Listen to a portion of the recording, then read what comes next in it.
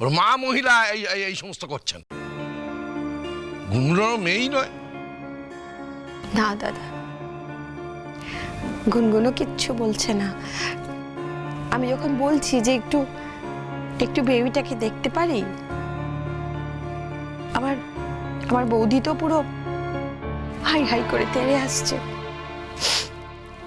গুনগুনো কিন্তু একবারও বলছে না যে হ্যাঁ এসো পিসিমণি দেখে যাও, বলছে না গুনগুনো। ওর কি এখন কথা বলার মতন মন আছে? হ্যাঁ, তা অবশ্য ঠিক। কথা বলছে না খুব একটা, মাঝে মাঝে খুব কান্নাকাটি করে। এই সময়টা আমি ওর পাশে থাকতে চেয়েছিলাম, ভেবেছিলাম হয়তো ওর কষ্টটা একটু কম হবে। দেখো, জীবনের সব থেকে প্রিয় মানুষটা ওকে ছেড়ে চলে গেছে, কষ্ট তোর হবেই। তবে কষ্টটা শেয়ার করার জন্য তো লোকের দরকার। আমি জানি না গুনগুনের মা কতটা শেয়ার করতে পারছে। কিছু মনে করবেন না, আমার বৌদির যে খুব একটা কষ্ট হচ্ছে সেটা তো আমার মনে হয় না। কারণ কষ্টে থাকলে কেউ তো এত টাকা পয়সা সম্পত্তি বিল এসব নিয়ে মাথা ঘামাতো না, তাই না? আজও তোমার বৌদি, ওনাকে খুঁড়ে খুঁড়ে নমস্কার। অজুই, কিছু খাবে? এই কদিনে তোমার চেহারা একবারে শুকিয়ে কি হয়ে গেছে, বলবো ওটা কি? বল ছোট। হ্যাঁ তাই তো। আমি তোমার জন্য একটু শরবত করি। ও ছোট ছোট, দেখ না একটু দেখ। হ্যাঁ আমি এক্ষুনি নিয়ে আসছি। শরবত? শরবত কি? একেবারে ভাত খাইয়ে ছাড়। উনি বোধহয় ঠিক মতন খাওয়া দাওয়া করছেন না। না না না, আমি আর খাবো না। আমার আর খাওয়া দাওয়া বলে কিছু আছে ভজনদা?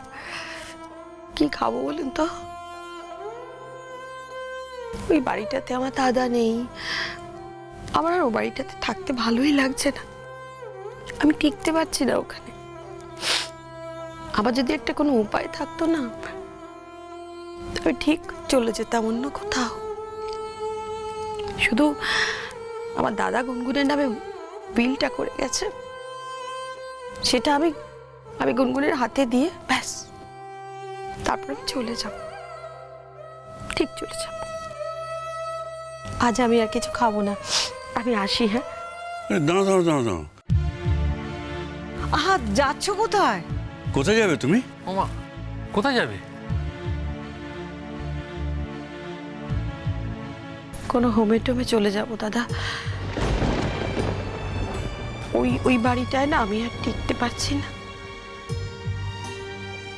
থাকতে পারবো না ওখানে। আর তাছাড়া ওরাও তো বাড়িটা বিক্রি করে দেবে হয়তো। আমি বুঝতে পারছি না, তুমি না আমার উপর ভরসা করো, বাবাকে দাদা বলে ডাকো, আমাদের প্রত্যেককে আপন বলে মনে করো, হোমে গিয়ে থাকতে হবে? এই বাড়িতে থাকা যায় না। ঠিক বলেছে আমাদের বাবি। যদি তুমি মাঝে মাঝে এমন পর পর করে কথা বলো না, খুব মন খারাপ হয়ে যায়। তুমি তো আমাদের এতদিন ধরে চেনো জুঁইদি, আমরা মানুষ কত ভালোবাসি তুমি দেখেছো। তুমি এসে আমাদের বাড়িতে থাকবে, আচ্ছা বেশ, তোমার আনন্দ না হলো আমরা আনন্দ পাবো, সেই জন্য তুমি আমাদের বাড়ি এসে থাকবে, এটা তোমাকে কথা দিয়ে যেতে হবে। আর তুমি আমাদের সাথে আমাদের বাড়িতে থাকলে, তুমি তো কৌশিকদার বোন, আমাদের মনে হবে যে কৌশিকদার একটা অংশ আমাদের সাথে থাকছে। কি বলো বর্দা? সেইভাবে অন্তত আমরা কিছুটা হলেও কৌশিকদার শোকটা ভুলে থাকতে পারবো। ও জুঁইদি আসবে তো? এই যে সৌজন্য বলল, তোমরা সবাই বললে, এটাই আমার কাছে অনেক। আমরা কিন্তু কথার কথা বলছি না জুই। না না, আসবে মানেটা কি? আসবে মানেটা কি? আশাআশির কি আছে? তুলে নিয়ে আসবো, হোমে যাবে। হোমের সামনে গিয়ে আমি এমন চেঁচামেচি জুড়বো না, তোমাকে রাখবেই না। ভজনদা, আপনি সেই ছেলে মানুষই রয়ে গেলেন। হ্যাঁ, আমি ছেলে মানুষ রয়ে গেলাম এবং ছেলে মানুষই থাকবো। বোনেরা যদি এই সমস্ত বুড়োমি করে, তাহলে আমাকে ছেলে মানুষ হয়ে থাকতে হবে। কি ঠিক বলেছি কিনা? কিরে, তুমি একদম ফাটিয়ে দিয়েছো মেজদা, তোমার কোনো তুলনাই হয় না। তুমি কোনো চিন্তা করো না জুঁইদি, আমরা সকলে মিলে যাব। হ্যাঁ, একদম ঠিক কথা বলেছো। দেখবে আমরা গেলে সব ঠিক হয়ে যাবে বাবিন। তোমার সঙ্গে ওর ভাব হয়ে যাবে। সে আশা করো না। না আমি সহ্য করতে পারছে না। আচ্ছা ঠিক আছে, তোমার নাম সহ্য করতে পারছে না তো পারছে না, আমাদের সাথে তো ভাব হবে রে বাবা। আমরা কি করেছি বলো? আমি বাবা কিছু করিনি। আমি তো বাবা সোজা গিয়ে গুনগুনকে জড়িয়ে ধরবো, বলবো যা করার করো, কিন্তু আগে বাড়ি ফিরে চলো।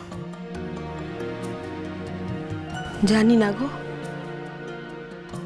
এবারের মতো বদল আমি গুনগুনের কখনো দেখিনি। তাই ও কি করবে ঠিক বলতে পারছি না। বাট তোমাদের কাছে একটা রিকোয়েস্ট করব যে গুনগুন যাই করুক, তোমরা ওর সঙ্গে সম্পর্কটা শেষ করে দিও না। না না না, আমরা গুনগুনকে ভুল বুঝবো না। সে যাই বলুক না গুনগুন, তুই চিন্তা করো না, কিচ্ছু চিন্তা করো না। জয়দি, তোমার শরবত। হ্যাঁ ছোট বউ, শোনো, শরবত খাওয়া হয়ে যাবে। জয়দি কিন্তু দুপুরবেলা ভাত খেয়ে যাবে এখান থেকে। হ্যাঁ না না, দাদার কাজ হয়নি তো এখনো, আমি নিরামিষ খাই। হ্যাঁ, তো তুমিও নিরামিষ খাবে, কোনো অসুবিধা নেই। আমি নিজে হাতে তোমার জন্য নিরামিষ রান্না করে দেব। জয়দি, আমি তোমার একটা ভাইয়ের বউ না? জানো, আমার বৌদিটা যদি এই 10 ভাগের 1 ভাগও হতো, আমি ঠিক ভালোবেসে ফেলতাম। আমার তো দাদা চলে গেল, আর তো আপন বলতে আমারও কেউ নেই, তাই না? মেয়ে আছে, কিন্তু সে থেকেও নেই। বৌদি যদি একটু ভালোবাসতো, একটু বিশ্বাস করতো আমায়, কি আর চেয়েছি বলো? আমি তো কিচ্ছু চাইনি, শুধু আমার গুনগুনের ভালো চেয়েছি, ওকে ভালো দেখতে চেয়েছি। আর মেয়েটার মাথাটা যদি এভাবে না খেত, কি খারাপ লাগছে জানো। বাড়িতে আমার চোখের সামনে আমি থাকতেও একটা বাইরের লোক বাচ্চাটাকে দেখাশোনা করছে, অথচ আমি কতবার বলেছি বৌদিকে, বৌদি ওর মাকে তো আমি কোলে পিঠে করে 9 বছর বয়স থেকে মানুষ করেছি, আমি পারবো, আমি তো করেছি। শুনলো না বৌদি, কিছুতেই শুনলো না আমার কথা। আরে জয়দি, তুমি কান্নাকাটি করছো কেন? আমরা তো সকলে বলছি, গুনগুন ছেলে মানুষ জয়দি, তুমি তো চেনো ওকে, সব ঠিক হয়ে যাবে। বড়দা বলো না। হ্যাঁ, সব সব সব ঠিক হয়ে যাবে জুই। আমরা বড় আশাবাদী মানুষ, এভাবে তো চলতে পারে না। দেখবে একদিন সব ঠিক হয়ে যাবে, সব ঠিক হয়ে যাবে। আর আমরা জানি গুনগুন ভালো হয়ে যাবে, এরকম দিন থাকতে পারে না। আমার গুনগুন মাটা একটু খেপি আছে তো, তারপর এত বড় একটা আঘাত, ঠিক ভারসাম্য রাখতে পারছে না। দেখো না, আমরা যাব, গিয়ে দেখবো কি করে কথা না বলে থাকতে পারে। আরে আমার মা আমার সঙ্গে কথা বলবে না, এ কখনো হয়? দেখো না, সব ঠিক হয়ে যাবে, সব ঠিক হয়ে যাবে। আমরা গিয়ে পড়লেই সব ঠিক হয়ে যাবে, দেখো তুমি। ও জয়দি, আর কান্নাকাটি করো না, আমরা সকলে আছি তোমাদের সাথে, একটু হাসো। হ্যাঁ, এইটা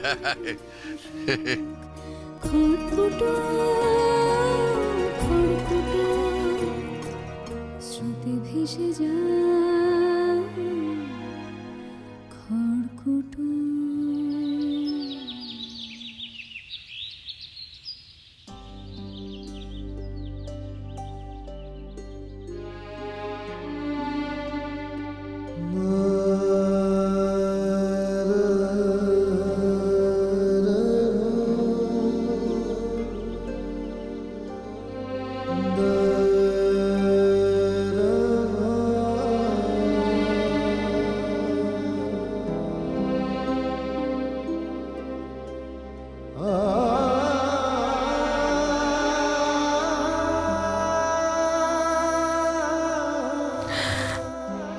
না মা, কাঁদে না লক্ষ্মী মা আমার,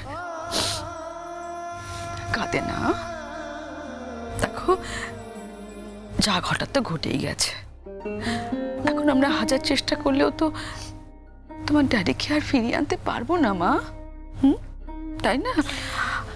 আর এইভাবে কাঁদলে তো তোমার শরীর খারাপ হয়ে যাবে।